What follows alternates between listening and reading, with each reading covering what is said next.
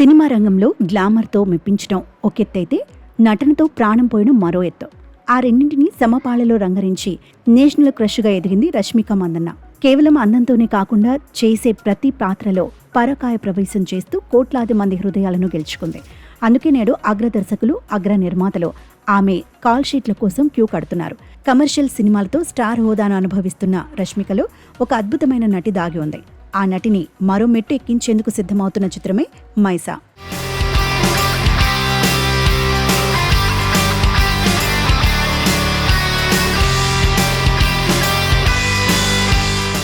గోండ్ తెగల జీవన విధానం, వారి పోరాటాల నేపథ్యంలో ఒక పవర్ఫుల్ ఎమోషనల్ యాక్షన్ థ్రిల్లర్గా ఈ సినిమా రూపుదిద్దుకుంటోంది.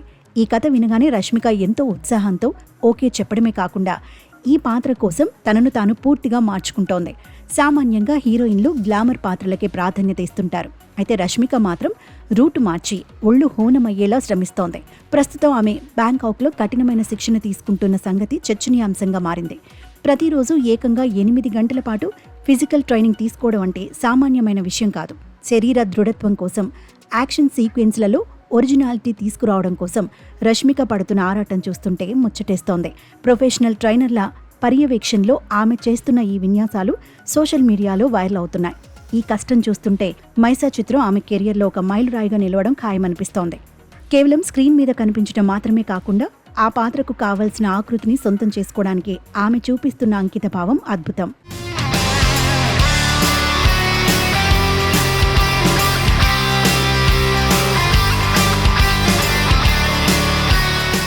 బ్యాంకాక్ శిక్షణ పూర్తి కాగానే చిత్ర బృందం కేరళ అడవుల్లో భారీ షెడ్యూల్ను ప్లాన్ చేసింది.